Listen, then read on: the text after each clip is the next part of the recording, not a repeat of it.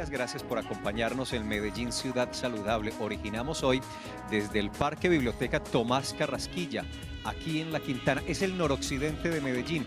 Esta biblioteca, este parque biblioteca, hace parte del sistema de bibliotecas públicas de Medellín, integrado por los parques bibliotecas y bueno, y por otras entidades que se agremian, que prestan este servicio. Es un placer para nosotros llegar hasta esta zona de Medellín, la Comuna 7, hoy para trabajar un tema muy especial en el cual esperamos tener mucha participación de ustedes. 441-2100, línea local, y la línea nacional gratuita 018-041-4099. El tema de hoy, insuficiencia respiratoria. Resulta, por la orientación que me estaba dando la doctora Fanny Isabel y el doctor Pulido, que es nuestro invitado, nuestro especialista para esta jornada, que es más una consecuencia, tal vez, no sé si quepa la expresión, gravedad, es decir, una complicación de otras enfermedades respiratorias. Ese es el tema de hoy y ya lo vamos a desarrollar. Doctora Fanny Isabel, bienvenida a la Comuna 7, a Robledo, muy cerquita aquí de la 80 con la 80, al Parque Biblioteca. ¿Cómo está? Bien, Felipe, muchísimas gracias. Esta invitación maravillosa. Les cuento pues que tenemos una vista espectacular de la ciudad, un clima muy rico que nos está favoreciendo hoy y, como lo decía Felipe, un tema muy interesante para que iniciemos esta conversación donde ustedes son los más importantes. Efectivamente, vamos a hablar de la insuficiencia pulmonar y esta es una consecuencia de algunas de las enfermedades respiratorias más comunes. Entonces, en ellas incluimos el asma, la bronquitis crónica, la enfermedad pulmonar obstructiva crónica, que es comúnmente conocida como EPOC y que es causa de la contaminación ambiental y el daño que ofrece a los pulmones, el tabaco en exceso y algunas otras contaminaciones laborales. Entonces, finalmente, estas personas se pueden complicar y pueden tener una deficiencia en sus pulmones, en ese intercambio tan importante que ellos hacen de recibir el aire, el oxígeno que nosotros respiramos para poder oxigenar todo nuestro organismo. Ese es el tema de hoy, muy interesante. Yo sé que en muchos de sus hogares pueden haber personas con estas patologías. Están invitados todos para que nos llamen y conversemos de este tema. Recuerden que están las líneas, ya se las dimos, 441-2100 y 018-041-4099, pero además en esta mañana y en este consultorio pueden participar en redes sociales, en Twitter, @Salud Medellín, y en Facebook, Secretaría de Salud Medellín. Si prefieren correos más reposados, preguntas más elaboradas, cuestiones más profundas, pues nos escriben a un correo electrónico que tenemos ya activo desde hace algunas semanas, bueno, ya hace un par de meses tal vez, pensando en ustedes, medellínsaludable@telemedellín.tv, porque ahí tendremos la oportunidad de consultar, de averiguar con los especialistas, de responderles también de mejor manera. Lo hace la doctora Fanny Isabel y por supuesto ella se apoya también en los especialistas que nos acompañan. Enfermedades respiratorias que se complican y que llegan a la insuficiencia pulmonar. Mucha presencia, mucha prevalencia de esas enfermedades, no solo en nuestro medio, sino en el mundo. Usted, por ejemplo, mencionó el asma, y el asma, dicen hoy las cifras de la Organización Mundial de la Salud, tiene una presencia en el planeta de 235, 240 millones de personas, y el EPOC está cobrando muchas muertes. De hecho, en este momento es la sexta causa de muerte en el mundo. Es decir, son enfermedades, estas las respiratorias, de las cuales ya hemos hablado aquí en este programa en algunas oportunidades, doctora Fanny Isabel, que están muy presentes en nuestra sociedad y en nuestro medio. Sí, Felipe, tienes toda la razón. Además, hay algo importante. También las infecciones como la neumonía, como la tuberculosis, que nuevamente se está presentando en nuestro medio, pueden ser causantes de insuficiencia respiratoria. Vamos a hablar entonces de medidas preventivas para aquellas personas que están padeciendo de estas enfermedades y cómo pueden evitar llegar a esta complicación. Una complicación que tiene como tratamiento principal la oxigenoterapia, el tratamiento de oxígeno en las casas, que es muy efectivo. La terapia respiratoria, ¿en qué consiste esto? Hoy también lo vamos a aprender, y obviamente todos los cuidados adicionales que debe tener la familia para que estas personas tengan una mejor calidad de vida. Estamos listos para escuchar las preguntas y los comentarios que ustedes tengan. Empiecen a marcar las líneas telefónicas. Desde el Parque Biblioteca La Quintana los invitamos a ver el informe que hemos preparado para este tema.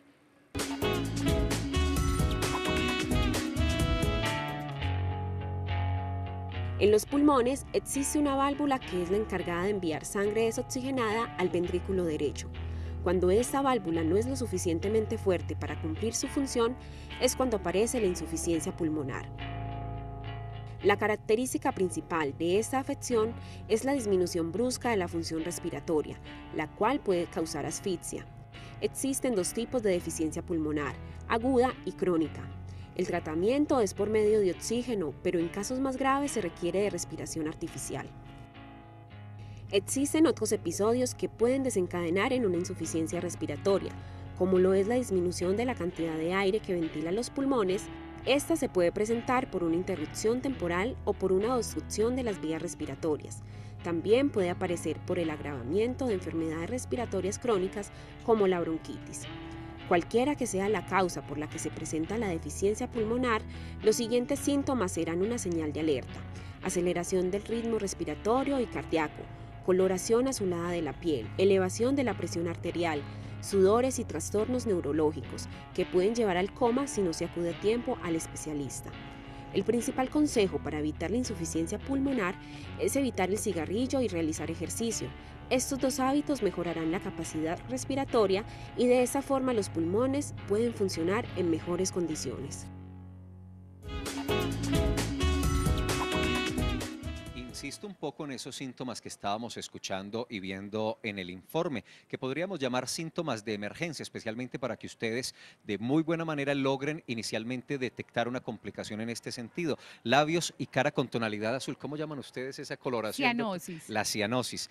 La disminución en la lucidez mental es otro signo o síntoma que hay que considerar. La dificultad respiratoria cuando se trata de un asunto que es extremo, el pulso rápido, la ansiedad que se produce por la dificultad para respirar, la alta sudoración. Bueno, todos estos síntomas los vamos a detallar en un ratico y estábamos revisando, yo les decía ahorita, doctora Fanny Isabel, a los televidentes que en este momento es la sexta causa de muerte en el mundo, me refiero específicamente a la enfermedad pulmonar obstructiva, el EPOC.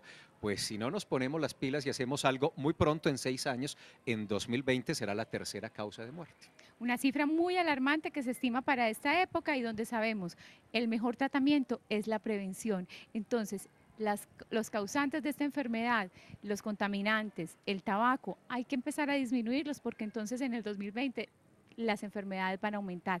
Tener en cuenta la edad del paciente y las otras enfermedades que lo acompañan, me refiero a la diabetes, enfermedades cardiovasculares, es también muy importante en el tratamiento de la insuficiencia respiratoria.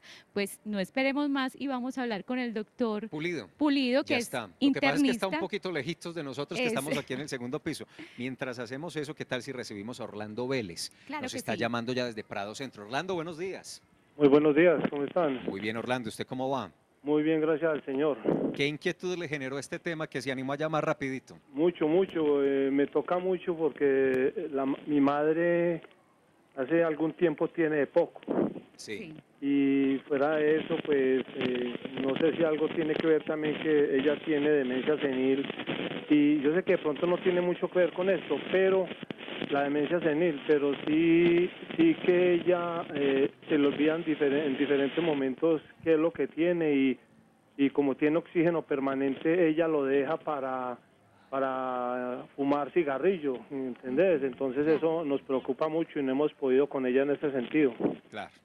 Orlando, muchas gracias por llamarnos y qué buena pregunta, qué buena intervención, porque sí pienso que tiene mucho que ver la enfermedad adicional que tiene tu mamá, que es la demencia senil, porque también debe haber mucha responsabilidad del paciente en los tratamientos, por ejemplo, el dejar de fumar, por ejemplo, ponerse el oxígeno las horas adecuadas que las recomiendan, que a veces no se cumple así. Pero te vamos a dar una mejor respuesta con ayuda del doctor Jorge Pulido, que nos está esperando, como dice Felipe, por allí más adelantico, para darte una respuesta mucho más completa. Entonces les propongo a todos que hagamos la pausa institucional, eso nos da tiempo de desplazarnos hasta donde nos espera el doctor Pulido para resolver esta inquietud del televidente y todas las que ustedes tengan. 441-2100, 018 414099. ¿Para dónde se fueron la doctora Fanny Isabel y Felipe? ¿Por qué no están en el estudio? Estamos en el Parque Biblioteca La Quintana, se llama Tomás Carrasquilla, Comuna 7, es el noroccidente de Medellín. La pausa y en segundos volvemos con ustedes a resolver todas esas inquietudes.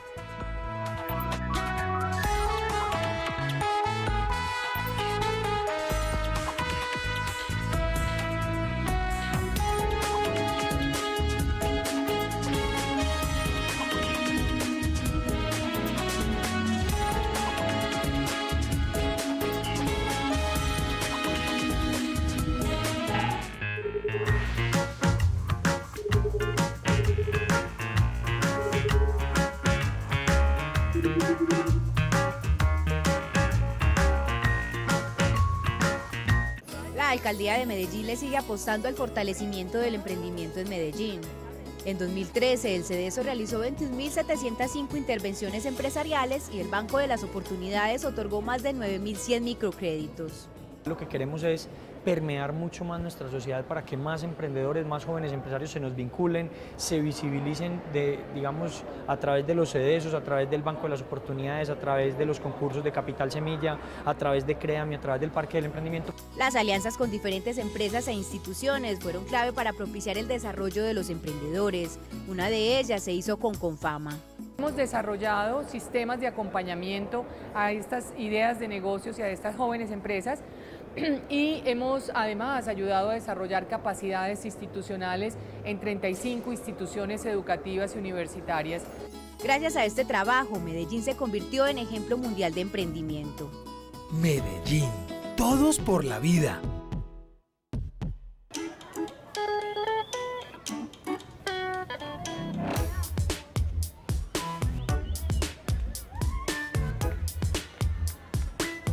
Noticias Telemedellín está en tu barrio para conocer tus problemas,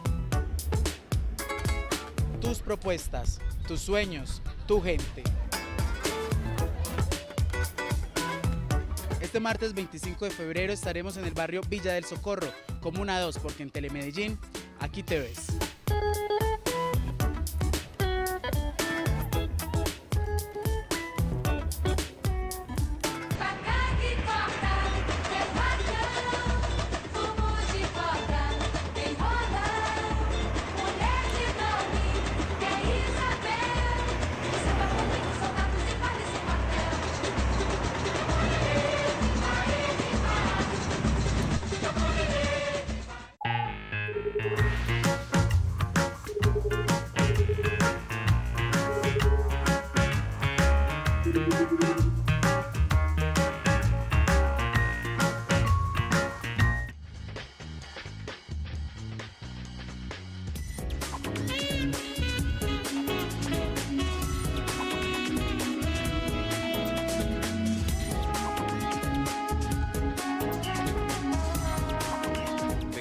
Imagen del Parque Biblioteca La Quintana, aquí en el noroccidente de Medellín.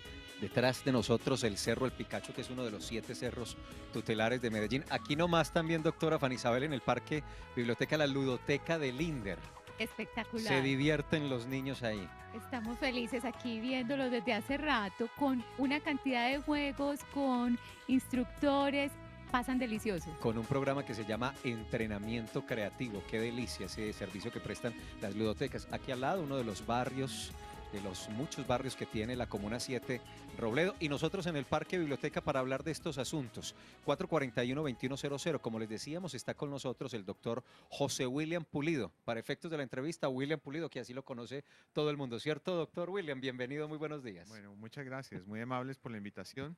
Muy contento de poder estar acá compartiendo con ustedes y con toda la gente sobre este tema tan importante. Médico, internista, neumólogo, trabaja con el Hospital Manuel Uribe Ángel del municipio de Envigado, también con la Clínica Santa Gertrudis de esa localidad, en la Clínica El Rosario del Tesoro. Es nuestra especialista invitado y está dispuesto a atenderlos a ustedes. Yo creo que es obligatorio, doctora Fanny Isabel, doctor Pulido, empezar con el planteamiento que nos hacía Orlando antes de hacer la primera pausa institucional y nos contaba la historia de su mamá, que está diagnosticada con EPOC, que está pues por supuesto con el oxígeno, pero se retira el oxígeno para fumar y no saben qué hacer con ella.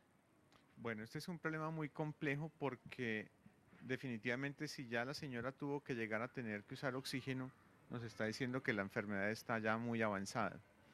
El problema de la demencia senil es que hace que se pierdan los controles voluntarios de cumplimiento con las terapias y obviamente el seguir fumando pues lo único que va a hacer es empeorar la situación cada vez más. Me parece que lo más complicado que hay es facilitarle a la señora el cigarrillo. O sea, cuando hay demencia senil puede que ella lo pida, pero también si se le dice que no hay, también rápidamente creo que lo puede olvidar. Entonces el error es que ella pida y ahí mismo le demos el cigarrillo, sino mejor que le cambiemos esa fuente de placer del cigarrillo por otro tipo de placer. Una colombina, un dulce, un postre, una fruta, ponerle algo que la distraiga y que le quite la idea del cigarrillo y así intentar como no complicar la situación cada vez más. ¿Y qué daño se está haciendo al fumar con esa enfermedad? Y lo voy a plantar tal vez en una expresión que puede sonar un poquito dura, pero me ha ocurrido con muchas familias. Ella ya está muy enfermita, está muy viejita, está con demencia. Dejemos que se fume ya los cigarrillitos, pues ya para qué. Pues, o sea, bajo ese planteamiento puede ser lógicamente abordable, pero la idea es que tarde que temprano vamos a estar viendo que está cayendo en crisis, en bronquitis, en neumonías, hospitalizaciones. Entonces, en la medida de lo posible, si podemos evitarlo, es mejor. Doctor, bueno, como el tema es la insuficiencia respiratoria, arrancamos diciendo que era más una complicación de varias enfermedades. ¿Usted nos puede entonces ayudar a ampliar más esta definición para que los televidentes entiendan en qué consiste? Bueno, la idea del pulmón finalmente es llevarle oxígeno a la sangre y sacar los desechos del cuerpo que se producen a la sangre, los puede sacar al aire. La insuficiencia respiratoria es la consecuencia de una enfermedad muy grave que va cada vez avanzando y que hace que el pulmón no sea capaz de cumplir con su tarea. Entonces ahí es cuando vemos que la persona le falta oxígeno, que empieza a acumular sustancias tóxicas en la sangre, y ahí es cuando toca ayudarla o con oxigenoterapia o con máquinas incluso de respiración. Los ciudadanos, algunos son televidentes nuestros, otros no, pero para efecto todos son importantes, nos ayudan a preguntarle al doctor Pulido, porque este tema genera muchas inquietudes. Veamos.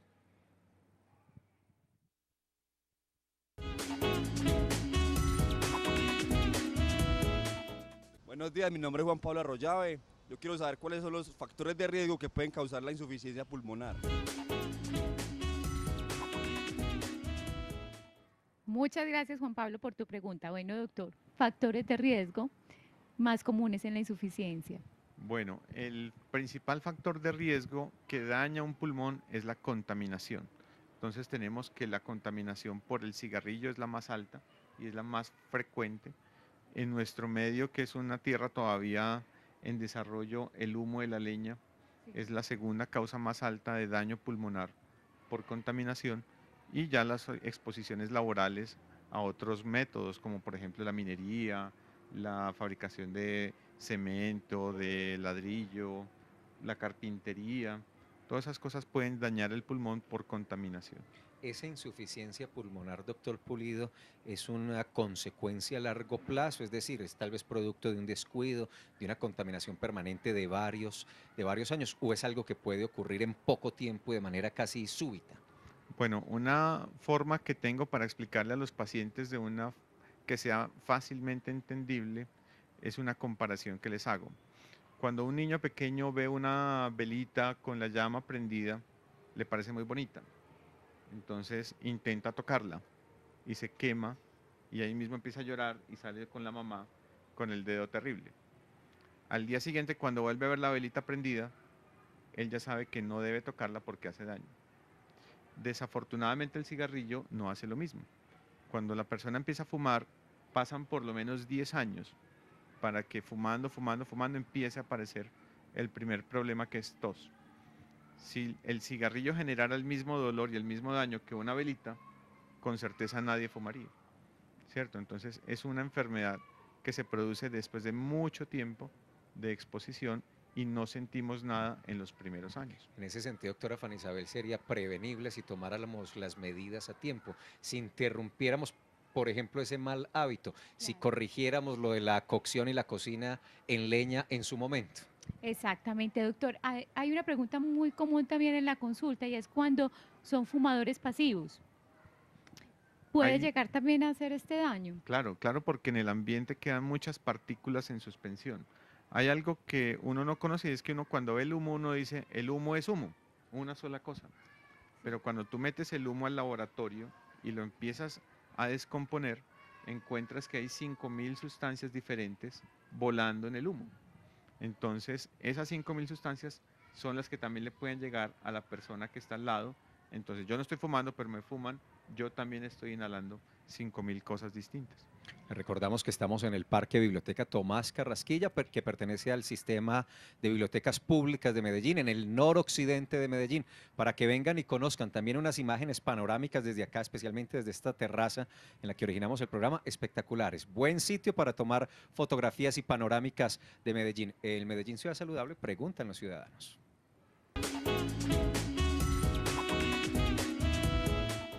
Mi nombre es Juan Sebastián Flores y yo quiero saber si la insuficiencia pulmonar tiene cura. Muy bien, Juan Sebastián. Pregunta que todos los pacientes se hacen con todas las enfermedades, doctor.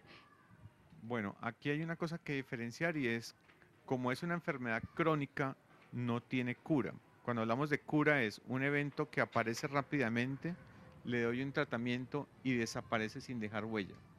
La enfermedad pulmonar crónica, desafortunadamente, como toma tanto tiempo en dañar el pulmón, igual tomaría muchísimo tiempo en reparar el pulmón y eso no se logra. Se controla, los síntomas disminuyen, la persona mejora su calidad de vida, pero nunca vamos a llegar a un punto en donde tengamos pulmón sano después de estar con una enfermedad crónica de este estilo. Saludemos a Luis Córdoba, está en Calasanz. Luis, buenos días. Buenos días. Bienvenido a Medellín Ciudad Saludable. Gracias. Escuchamos su pregunta, Luis. La pregunta es la siguiente. Tengo un diagnóstico de enfermedad pulmonar intersticial. El internista de la EPS me la diagnosticó ya el año pasado y pues yo no tengo pues un síntoma muy grave así como de asfixia. Me molesta algo la tos, no soy fumador y llevo una vida relativamente muy sana a pesar de mi edad, pero sí tuve algún problema por una complicación en una hospitalizada, tuve una tromboembolia pulmonar, pero de eso me recuperé muy bien. Y quiero preguntarle al doctor esa enfermedad, porque el internista me dijo, hombre, usted por su edad hay que formularle esteroides y yo no le voy a mandar esas drogas. Y no me dijo nada más. Yo me quedé siempre con la duda de si podía tener algún problema después por no haber resuelto la situación como yo pensaba con algún tratamiento. Bueno, la enfermedad pulmonar intersticial es otra variedad de enfermedad pulmonar crónica. Es muchísimo menos frecuente que la EPOC o que el asma. Y la manifestación que tiene, como todas las enfermedades pulmonares, es dificultad respiratoria progresiva. En el caso de la enfermedad intersticial, normalmente la mayoría no se asocian a cigarrillo, pero sí se asocian a exposición a tóxicos ambientales, agentes químicos, sustancias, pinturas, cosas de esas. Y hay otras enfermedades intersticiales que no tienen una causa aparente. Entonces es mucho más difícil el enfoque de una enfermedad intersticial que de una enfermedad pulmonar obstructiva como la EPOC. Y el diagnóstico también es mucho más exigente, incluso a veces toca llegar a hacer biopsias de pulmón para poder tener un diagnóstico realmente claro de lo que pasa. En el caso del señor, yo creo que debería consultar no con un internista, sino con un neumólogo para poder hacer un estudio mucho más profundo de su enfermedad y definir si hay o no hay tratamiento para darles. Perfecto, doctor. Doctor, en cuanto a las infecciones, la neumonía, la tuberculosis, también pueden llegar a insuficiencia respiratoria en una forma más aguda y esta sí podría tener una mejor resolución. En el caso de la neumonía sí, porque hay neumonías leves que se mejoran muy rápido y hay neumonías muy graves que te pueden llevar a una falla respiratoria rápida que obligaría incluso a tener soportes en cuidado intensivo, máquinas para ayudar a respirar, pero el tratamiento antibiótico bien dado tendría la posibilidad de mejorarte. En esos casos la persona puede recuperarse, incluso queda sin secuelas y puede quedar con una vida completamente normal. Obviamente cada caso es diferente y cada situación hay que analizarla por separado. La tuberculosis es una enfermedad distinta porque es una enfermedad más crónica, pero que tiene la potencialidad de dañar mucho el pulmón.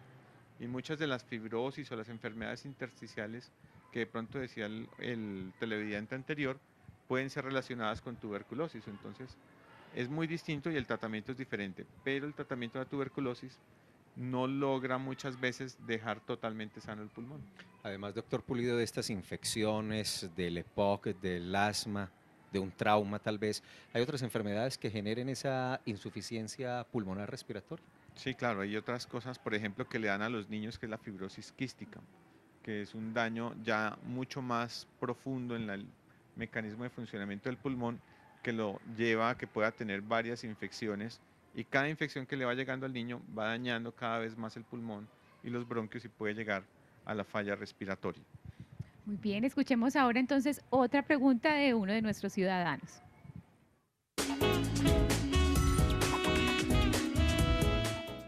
Bueno, mi nombre es Rosalba Gaviria, sufro de asma. Mi pregunta es, ¿será que soy propensa a sufrir una enfermedad pulmonar? Buena pregunta, Rosalba, porque plantea si los asmáticos están en vía de llegar a una insuficiencia respiratoria. Y recuerden las cifras que dábamos al comienzo, que la prevalencia del asma en el mundo es altísima. Respuesta para Rosalba, doctor Pulido. Bueno, la idea es que primero hay que aclarar, y hay personas que tienen esa diferencia, que yo estoy enfermo de los bronquios, pero no del pulmón. Son la misma cosa. O sea, el pulmón está compuesto de bronquios. En el caso de ella, tiene asma, tiene enfermedad pulmonar crónica. La diferencia está en qué tan bien controlada tenga su asma. Si el asma está bien controlada, no va a llegar fácilmente a tener un problema respiratorio severo que atente contra su vida. Pero personas asmáticas mal controladas, que no consultan, que tengan un tratamiento inadecuado, pueden llegar a una falla respiratoria, incluso pueden morir por una crisis de asma. Muy bien, doctor. Bueno, entonces tenemos llamada desde Envigado. Vamos a recibir a Beatriz Vargas. Muy buenos días, Beatriz. ¿Cómo estás? Muy bien, doctora. Buenos días. ¿Cómo están? Muy bien, muchas gracias. Doctora, no escucho. Cuéntanos. Te estamos escuchando nosotros muy bien, Beatriz. Perfecto. Ok, doctores, es lo siguiente. Mi mamá es un paciente de 87 años, sufre de EPOC y tiene una arritmia. A ella le dio hace 3 años una arritmia ventricular, paroxística. Ella toma warfarina, es anticoagulada obviamente. Cuando a ella le dan las crisis del EPOC, ella es con oxígeno 12 horas, Ceretide y Espiriva, que son inhaladores. Pero hay momentos en que le dan esas crisis del EPOC y yo me pongo, ya llamo al médico, y la confusión mía es dónde se encuentran las dos enfermedades, porque yo corro porque ella tiene problemas para respirar, pero no sé si correrle más por el corazón o por el EPOC. O sea, ¿en qué momento se me pueden cruzar esas dos enfermedades ahí en una crisis de ella? Beatriz, muchas gracias por llamarnos. Qué pregunta tan interesante, doctor. Bueno, esa es una cosa muy bonita, porque hay que recordar que el pulmón y el corazón son hermanos siameses. Ellos están pegados y cuando falla uno, puede fallar el otro. Cuando uno tiene, por desgracia, las dos enfermedades, el pulmón malo y el corazón malo, cuando se altera el corazón puede producir síntomas pulmonares, pero una crisis del pulmón también puede afectar el funcionamiento del corazón. Entonces, esto para el caso de la familia, del paciente como tal, digamos que no es relevante, porque la manifestación es: no puedo respirar, estoy mal, necesito ayuda. El problema es para el médico que lo trata, que tiene que definir hasta dónde lo que está sintiendo el paciente viene de corazón o viene de pulmón, y qué medicamentos le debo poner para que no se me afecten las otras cosas. Entonces es un problema más para el médico que la trata que para la misma persona. Doctor Pulido, ¿siempre se requiere el oxígeno para las personas que ya tienen una insuficiencia pulmonar de la misma manera o permanente, o eso es por horas, dependiendo cada caso? No, o sea, el oxígeno es uno de los últimos pasos que hay que llegar cuando la enfermedad es muy grave. O sea, cuando ya el pulmón, que tenemos una reserva pulmonar muy grande, incluso casi que uno podría vivir con un solo pulmón. Entonces, cuando el pulmón definitivamente falla y no es capaz, y hay algunos parámetros que nosotros seguimos para definir si una persona necesita o no necesita oxígeno. Definir si es un oxígeno de por vida nos lo va dando el tiempo. Muchas veces uno puede tener una enfermedad pulmonar crónica, tiene una crisis y por culpa de esa crisis entra a usar oxígeno, pero si uno lo vuelve y lo evalúa en un mes, en 2 meses, es posible que el pulmón ya se haya vuelto a estabilizar y uno pueda retirar el oxígeno. Cuando la situación es muy grave, sí es necesario oxígeno de por vida. El número de las horas es importante también, porque ya se sabe que cuando uno necesita oxígeno y se pone menos de 16 horas, no le sirve. Es como si perdiera el oxígeno, como si lo tirara por la... Se pone 12 y no le sirve, No tiene que ser sirve. 16. Y eso está basado en unas observaciones de personas con la enfermedad a las cuales se les dijo, deben usar 16 horas. Y las personas, como todo en la vida, hay unos que dicen, listo, yo me lo pongo, pero hay personas que dicen, yo no me lo pongo todo eso, o yo no me lo pongo. Sí. Cuando lo siguieron en el tiempo por muchos años, encontraron que las personas que usaban 16 horas o más vivían más y los que usaban menos de 16 horas se morían más rápido. Entonces ahí es donde radica la diferencia y la importancia de usar las 16 horas. Qué importante, doctor, esta aclaración que nos está dando, porque sabemos pues que en la consulta es muy frecuente. El paciente a veces le dice, sí, me lo estoy poniendo, pero uno ve un paciente que pareciera que no. Muchas veces ellos son sinceros y dicen, no, es que me está incomodando, me siento pues como atado todo el tiempo pues al oxígeno. Y cuando hacemos las cuentas, 10 horas, 8 horas, y ellos aparentemente se sienten bien. Exacto, entonces el problema es que si tener el oxígeno bajito en la sangre doliera, uno se ponía el oxígeno 24 horas, pero como no siento nada, no me lo pongo. Entonces parte de la interacción del médico con el paciente es poderle llegar hasta lo más profundo y explicarle la importancia del oxígeno y que se lo coloque así no sienta nada. Así en esos términos, usted va a vivir más si se lo pone las 18 horas, ya la cosa cambia. Es otro cuento. De 16 para arriba. Ya ahí hay un mensaje muy claro para quienes tienen que utilizar el oxígeno. Mínimo 16 horas para incrementar, para mejorar la calidad de vida y la expectativa de vida. En Itagüí, Alberto Zuleta. Hola, Alberto, buenos días. Buenos días, doctores, ¿cómo están? A felicitarlos por el programa. Gracias, Alberto. Muchas gracias. Mi inquietud es esta. Yo sufro mucho de rinitis. Eso tiene que ver con los pulmones también. Y yo fumo desde los 16 años y tengo 57. ¿Qué consejo me daría o qué ayuda tendría yo para agregar a no fumar tanto o agregar a dejarlo? Muchas gracias. Gracias a ti por la llamada. Bueno, Alberto, la idea es la siguiente. Cuando uno tiene una enfermedad pulmonar crónica, a veces le llaman mal gripas. Entonces, no es que me dan gripas, una gripa cada mes. Y cada gripa me dura 20 días, un mes cada gripa. Entonces, lo que pasa es que no es una gripa, es una manifestación de su daño pulmonar que también produce moco, que también produce tos, que también produce todo esto. Entonces, la gente dice, no, es que me dan muchas gripas. No son gripas, son crisis o manifestaciones de su enfermedad pulmonar crónica. El cómo dejar de fumar es también un tema complejo porque hay demasiadas cosas alrededor del cigarrillo que uno como persona debe entender, ¿cierto? ¿Qué estoy buscando con el cigarrillo? ¿Qué debo controlar para no fumar tanto? Entonces todo eso necesita de un seguimiento y un acompañamiento por el especialista para que cada persona pueda empezar a entender qué está haciendo y por qué lo está haciendo. Doctor, en los pacientes asmáticos también se da algo muy frecuente, que es que ellos se van acostumbrando pues a esa dificultad respiratoria y a veces también van abandonando el tratamiento, toman uno de los medicamentos o solo uno de los inhaladores, y es esto también una causa de estas crisis severas que usted nos decía ahora que incluso pueden llevar hasta la muerte. ¿Qué tan importante es esa adherencia al tratamiento en los asmáticos específicamente? Bueno, esto es muy importante porque, como les estamos comentando, un mal tratamiento es el principal factor de riesgo para que yo me pueda complicar y llegar a falla respiratoria y muerte. Entonces, en el manejo del asma hay dos tipos de inhaladores. Uno que es mágico, estoy ahogado, me lo pongo y respiro, pero tiene el problema que a las 4 horas se pierde el efecto. El otro, que es el que de verdad está tratando la enfermedad, que es el esteroide inhalado, yo me lo coloco y no siento nada. Entonces yo digo, este inhalador no sirve, y lo saco. ¿Cierto? Pero resulta que él calladito va arreglando. Entonces lo que yo le digo a los pacientes es, no es que uno reemplace al otro, cada uno tiene una tarea diferente, pero si no utilizo el que calladito arregla, no estoy haciendo nada y estoy en riesgo de terminar en una falla respiratoria.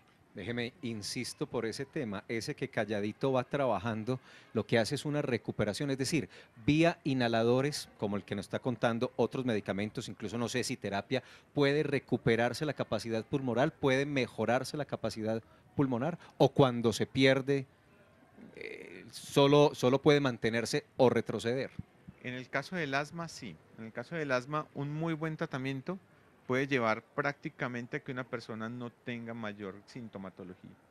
En el caso del asma uno puede llegar a tener control total y la persona llevar una vida absolutamente normal si se trata bien.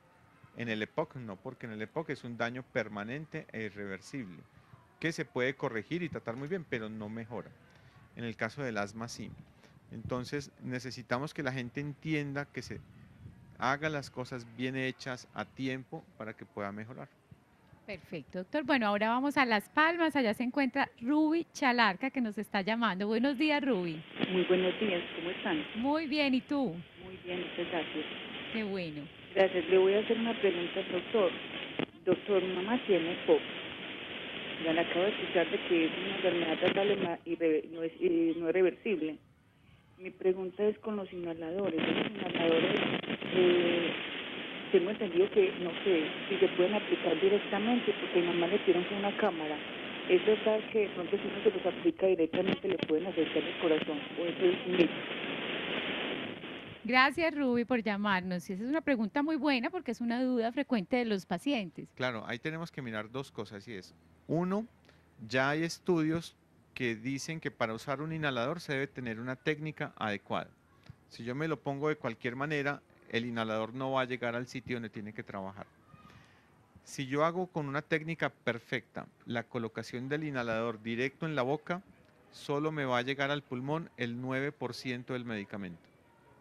Pero si yo lo hago con una inhalocámara y con una buena técnica, voy a tener 15% de medicamento en el pulmón. El otro se pierde por el camino. Pero eso casi que duplica el medicamento efectivo al pulmón. Entonces la recomendación que tenemos es, toda persona que tenga que usar inhalador debe hacerlo con inhalocámara. Ese es el primer punto. La segunda cosa, y es algo que muchas personas tienen, es que el inhalador daña el corazón o que yo me vuelvo dependiente del inhalador. No lo use porque se va a acostumbrar. Entonces hay dos cosas importantes. Y es, uno, el inhalador lo usamos porque el pulmón está enfermo, no por gusto, ¿cierto? Entonces yo soy dependiente de la cocaína, de la marihuana, del cigarrillo, por gusto. En cambio el inhalador es por obligación. Porque si a eso vamos, somos dependientes de la droga de la presión, somos dependientes de la droga del azúcar. Entonces el término de pronto es inadecuado, es mi tratamiento. Y mi tratamiento se tiene que hacer permanente. Cuando yo uso un inhalador mal y me lo abuso del inhalador, puedo llegar a dañar el corazón. Pero un uso adecuado de los medicamentos no altera el corazón. Entonces, esa es otra cosa que es importante que la persona entienda.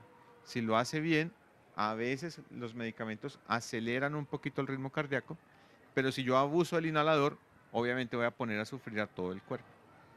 Intercalamos las preguntas de los ciudadanos en la calle con las de nuestros televidentes que nos llaman. Veamos otra pregunta de ciudadano.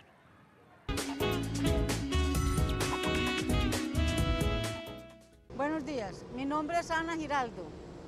Les voy a hacer una pregunta. Si las personas que tengan ineficiencia pulmonar podrán practicar algún deporte o no.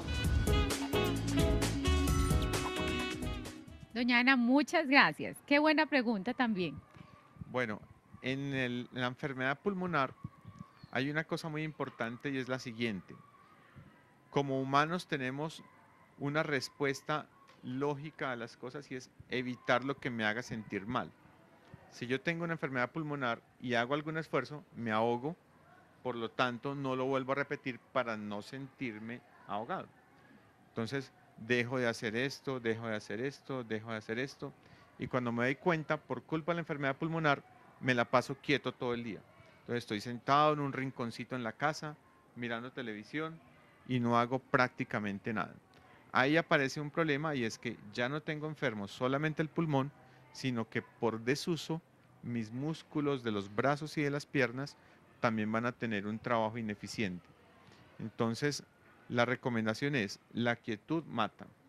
En la medida de lo posible debemos estar activos, debemos hacer ejercicio, debemos hacer movimiento. ¿El problema cuál es? Que si lo hago mal, me ahogo y voy a tener problemas. Para eso se diseñaron los programas de rehabilitación pulmonar. Gente experta, gente especializada, le puede guiar a la persona con enfermedad pulmonar a hacer un ejercicio sano sin que vaya a tener riesgo para su salud y que tampoco se vaya a sentir mal. Incluso en su casa, sin tener que salir, sin tener que exponerse, pues me refiero a quienes están con oxigenoterapia domiciliaria. Serían los casos mucho más graves. Lo que nosotros logramos con los programas de rehabilitación pulmonar, del cual tenemos un modelo muy bonito en Santa Gertrudis de Envigado, es que la gente vaya y genera un círculo nuevo de amigos. Al estar, porque acuérdense de lo que les contaba ahorita, que el paciente está aislado en su casa, en una esquina, en un rincón para no molestar. Es una persona que entra en depresión por soledad, por falta de contacto con el medio, con la gente. Entonces la salida a estos centros de rehabilitación pulmonar, en donde también se les da oxígeno, donde también se les da entrenamiento, les permite además de eso interactuar con más personas, hacer amigos y empezar a disfrutar de otras cosas que se estaban perdiendo por culpa de la enfermedad. Buena frase la que entregó el doctor Pulido hace un ratico, la quietud mata. Y eso aplica no solo en este caso, sino en todos, y por eso es que aquí, en la construcción de estilos de vida saludable, les proponemos la actividad física y el ejercicio. Antes de la pausa, una mirada rápida, que no lo he hecho hoy, por nuestras redes sociales. En Twitter, recuerden, somos @saludmedellín. Por ahí estaba Sandy contándonos que el secretario de Salud estaba esta mañana en el programa de radio Medellín Todos por la Vida. Bueno, tenemos varios retweets de eso. Medellín Sí Sabe dice: establecimientos abiertos al público sanos y seguros, gracias a nuestro trabajo en equipo con Salud Medellín. Con la Secretaría de Salud Medellín también tiene varios retweets. Hace un rato también publicamos el contenido del tema de hoy. Ese es el Twitter. En Facebook está la promoción del programa de hoy y quería mostrarles aquí abajo esta que dice: ¿visitaste las unidades móviles de la Secretaría de Salud de Medellín? ¿Te gustó? ¿Aprendiste? ¿Te divertiste? Cuéntanos tu opinión, es muy importante para nosotros. Visita nuestro sitio web www.medellinciudadsaludable.com. Realiza la encuesta, diligencia el formulario de contáctenos, envíanos tu foto y cuéntanos cómo fue tu experiencia. Y tenemos una de las fotografías del trabajo que hacen nuestras unidades móviles. Vamos a hacer la pausa institucional y venimos al tercer bloque, al último de hoy, el Medellín Ciudad Saludable, desde el Parque Biblioteca La Quintana, en el noroccidente de Medellín. Ya regresamos.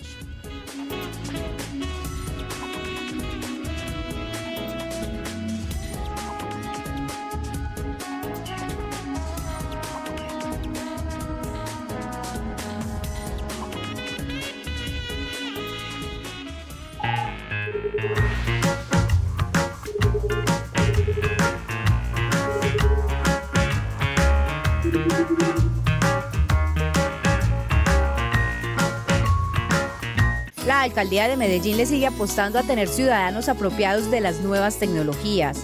Los telecentros se convierten en una de las estrategias más efectivas para lograrlo. Yo en mi casa tengo computador, ¿cierto? Y tengo internet, pero allá lo ocupan, ¿cierto? Entonces no tengo el espacio para donde hacer las tareas. Entonces vengo acá y hago las tareas, ¿cierto? Y nos enseñan muchas cosas. Los telecentros han capacitado y certificado a 21.600 niños y jóvenes, 50.000 adultos y 10.000 adultos mayores. Me parece súper importante porque los grupos de la tercera edad tienen acceso a aprender para que ellos estén actualizados con la tecnología. Los documentos del Estado todos se pueden sacar acá gratis, como el RUT, Cámara de Comercio, todas las cosas de Contraloría y Procuraduría. 600 personas en situación de discapacidad también se han encontrado con oportunidades de alfabetización. Medellín, todos por la vida.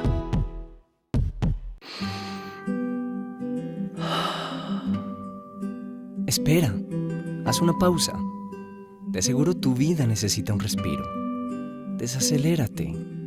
Disfruta el camino. Así cuidas tu presión arterial y tu armonía interior. Si vas con tiempo, vete en cicla. Así el camino es más divertido. Camina. La vida se vive paso a paso. fluirán mejor tus pensamientos y es muy saludable. Despreocúpate. Si vas en metro, déjate llevar. Es más fácil y rápido. Es bueno para ti, es bueno para todos. Es bueno para el aire. Área Metropolitana del Valle de Aburrá, pura vida. Medellín, todos por la vida.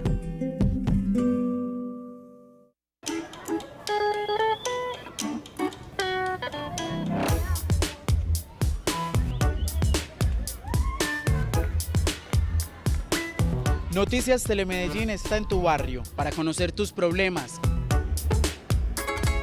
tus propuestas, tus sueños, tu gente.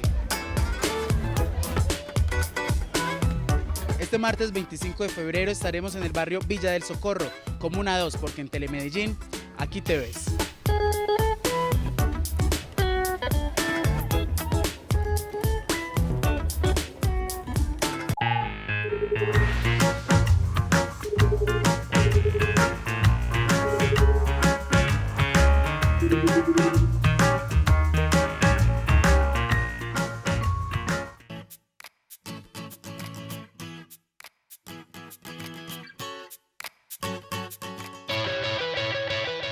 Hacer deporte, disfrutar del aire libre y de un momento de esparcimiento es posible sin necesidad de tener dinero. Por eso hoy en Medellín Ciudad Saludable te recomendamos actividades para este fin de semana. Mañana sábado 22 de febrero a las 10 de la mañana, el Museo de Arte Moderno realizará el taller Carta a la Tierra, dirigido a niños entre 6 y 12 años de edad. Allí los niños tomarán fotografías de secciones de la Tierra y luego se organizará una instalación colectiva. Las personas que disfrutan de la meditación pueden practicar yoga este domingo en el Centro Comercial San Fernando Plaza a las 9:30 de la mañana. Informes al 444-2580. El lunes 24 de febrero aprende sobre la alimentación saludable con la actividad Recetarios en Familia. La cita es en el Parque de la Vida a las 10 de la mañana.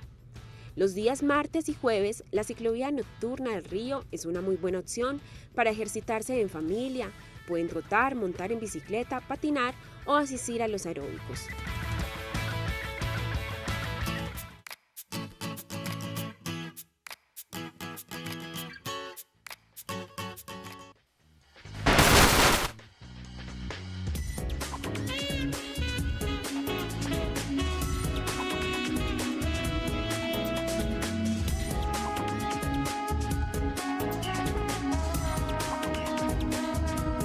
Complementemos esa agenda saludable, la que les proponemos todos los viernes, con toda la programación que para la ciudadanía tienen los Parque Biblioteca. Y este también, el Parque Biblioteca Tomás Carrasquilla. Pueden averiguar por internet, llamar o acercarse acá, cerca de la 80 con 80, para que averigüen todos los talleres, la programación artística y cultural que normalmente se incrementa para los fines de semana. Antes de regresar con el doctor Pulido, los invito a Facebook. No sé si se acuerda, doctora Fanny Isabel, la campaña que teníamos del examen de próstata para los hombres. Sí, claro que sí. Muy la importante. De los meros machos. Mire la que acabamos de publicar en nuestra información de portada.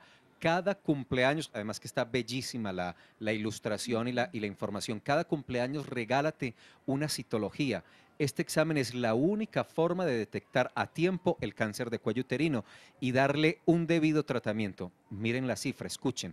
El año pasado, 84 mujeres murieron en Medellín a causa de esta enfermedad. Acude por lo menos una vez al año a tu centro de atención en salud, y una fotografía bellísima de esta campaña que hemos publicado en nuestro Facebook. Cada vez, una vez al año, la citología para las mujeres. Exactamente, sí, está muy linda la publicidad y es un recorderis pues para todas las mujeres, para que cuidemos nuestro cuerpo, para que asistamos. No nos quita 30 minuticos el examen y nos puede salvar la vida. Doctor Pulido, le cuento que internamente nos llamó Beatriz Forero. Nos cuenta que su mamá hace 2 años está diagnosticada con EPOC y está usando, le ordenaron oxígeno domiciliario 16 horas al día. Ella se lo está aplicando las 24 horas del día, solamente se lo retira para comer o para ir a las consultas médicas. La pregunta de Beatriz es, ¿le puede hacer daño el uso de más horas de las recomendadas? No necesariamente, o sea, el que lo use más de 16 horas simplemente la está dejando en el grupo de los que van a vivir más a favor del oxígeno. La pregunta que de pronto me queda es si es capaz de quitarse el oxígeno, salir al médico, hacer sus vueltas. ¿Será que de pronto sí necesita el oxígeno o será que de pronto es uno de esos casos que vemos frecuentemente en donde alguna vez necesitó oxígeno, pero era una necesidad temporal, no permanente? Entonces la pregunta siempre que debemos es hacernos, ¿hoy el oxígeno todavía es necesario? ¿Ya me lo podrá quitar el doctor o de pronto lo necesito más tiempo? Ahora es importante en ese caso que estas familias consulten al médico tratante, que no tomen la decisión de cuenta de ellos, no, seguramente ya no lo necesita y se lo retiren. Es muy importante que sea el médico quien tome la decisión, evaluando los parámetros que ustedes evalúan, doctor Pulido, ¿cierto? Exacto, sí, porque muchas veces alguien lo formula, pero no hay quien repiense las cosas y diga, ya no se necesita este medicamento. Muy bien. Doctor, en el caso de los pacientes asmáticos, ¿cómo recomienda usted los controles con el médico? Normalmente ellos tienen un tratamiento, se quedan en la casa, ellos deben estar pendientes de su sintomatología o es bueno que estén frecuentando el médico para que les haga ciertos exámenes, ciertos controles. O sea, la idea es que se deben hacer las dos cosas. El paciente debe ser muy consciente y aprender a conocer su cuerpo, saber en qué momento está saliendo de un momento de bienestar a estar en un momento de riesgo, ¿cierto? Estoy empezando a tener mayor dificultad respiratoria, está empezando a aparecer tos que yo no tenía tos, me estoy despertando en las noches con tos y eso no pasaba antes. Esas son pequeñas alertas de que me estoy saliendo de control.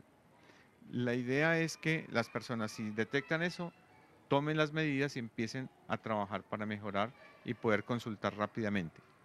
En el caso que todo vaya relativamente bien, es recomendable hacer controles periódicos. Dependiendo de la gravedad de la enfermedad, puede ser una vez por año, puede ser cada 6 meses, puede ser cada 3 meses, depende de cada persona. Tenemos, por ejemplo, ahora y estamos implantando un modelo de atención que es al revés de lo usual. Antes la gente se enfermaba mucho, iba muy mal a pedir ayuda al médico. Ahorita lo que estamos haciendo en Santa Gertrudis es atendiendo a la persona antes de que se complique, enseñarle a reconocer qué es una crisis, enseñarle el uso de los medicamentos, estimularla y enseñarla a hacer ejercicio para evitar que se enferme, para evitar que entre en crisis, para evitar que se complique, y eso resulta muchísimo más benéfico para la persona y mucho más costo efectivo para el sistema. Estamos ahorrando una cantidad inmensa de dinero público en la medida en que podemos hacer las cosas antes de que pasen las complicaciones. Evitando hospitalizaciones, qué pena Felipe, evitando una cantidad de exámenes que hay que repetir continuamente cada que los pacientes se complican. Se nos está agotando el tiempo para este programa, pero es que el doctor Pulido me dejó inquieto con el tema de la calidad de vida de estos pacientes y cómo eso afecta también a las familias, porque claro, es muy común frente a estos diagnósticos y esta insuficiencia que lo releguen, como decía usted, al rincón, a ver televisión, lo sientan en el balcón todo el día conectado al oxígeno, afectando la calidad de vida de este paciente, pero además el de la familia, porque entonces ya no se puede salir el fin de semana o alguien tiene que sacrificar su fin de semana para cuidarlo. ¿Qué recomendaciones finales, doctor Pulido, les podemos hacer a estas redes de apoyo, a estas familias que tienen estos pacientes para que la vida pues de alguna manera siga de forma natural, normal, que la calidad de vida del mismo paciente pues que no quede postrado en una silla frente a un televisor? Claro, la idea es atacar el problema, como les decía, al revés, no estimularlo a que se quede quieto, no se mueva que se ahoga, sino es vamos a ver cómo nos movemos de una forma adecuada para que no se ahogue tanto y nos mantengamos vitales. Esto normalmente se obtiene en los grupos o en los centros donde hay rehabilitación pulmonar, porque ya sabemos y está demostrado que el solo medicamento, el solo inhalador, el solo oxígeno no es suficiente para que uno mejore. Bueno, entonces hay que en lo posible buscar dónde le pueden prestar rehabilitación pulmonar, ejercicio seguro, técnicas adecuadas para no hacerse daño, pero sí estar activos.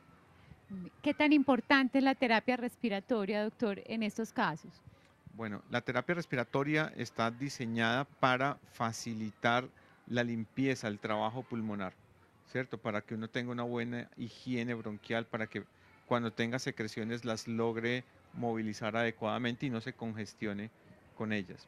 Es un complemento a lo que tenemos a los medicamentos, al ejercicio, al oxígeno. Una buena terapia respiratoria hace que yo pueda estar mejor con mi pulmón y llevando la enfermedad mucho más fácil. Se me olvidó, doctor Pulido, un asunto que pudiera ser interesante. ¿Hay aquí algún componente hereditario? Nada que ver, todo es por destrucción propia del sistema y del pulmón. En ciertas patologías, o sea, en el EPOC es claro que la mayoría es adquirido, pero en algunos pacientes con asma, en los pacientes con fibrosis quística, sí hay componentes genéticos que podemos también pensar y modificar. Perfecto. Y en cuanto a recomendaciones nutricionales, alimentación, hidratación, ¿es también importante Es esta muy parte? importante, primero, como todo en la vida y en la parte médica, llevar unos hábitos alimentarios saludables, ¿cierto? Eso va a permitir que yo tenga una buena sistema cardiovascular, un buen sistema renal, que no tenga obesidad. Y en el caso de los enfermos pulmonares, sobre todo hay que evitar la sobrealimentación. Cuando yo como demasiado dentro de mi cuerpo, dentro de mi tronco, se podría decir que el estómago le quita espacio al pulmón y empiezo a respirar más difícil por comer demasiado. Entonces, cantidades moderadas de alimento es adecuado para una persona con este problema. Perfecto. Doctor Pulido, William Pulido, neumólogo, muchas gracias por acompañarnos hoy, por venir a estar acá con nosotros en el Parque Biblioteca Tomás Carrasquilla. Gracias. Bueno, es un gusto y muy amables por la invitación. Aquí encantado.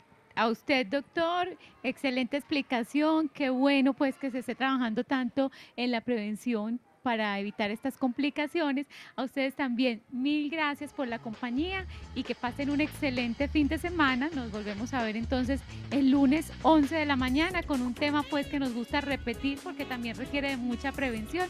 Vamos a hablar de diabetes. Muy bien. Les dejamos por lo pronto para el fin de semana, además de la programación de Telemedellín, el correo electrónico medellinsaludable@telemedellin.tv para que hagan sus preguntas y para que nos propongan temas y especialistas. Feliz fin de semana para todos. Estilos de vida saludables. Salgan a caminar, a gozar, a disfrutar del espacio público. Nos vemos el lunes.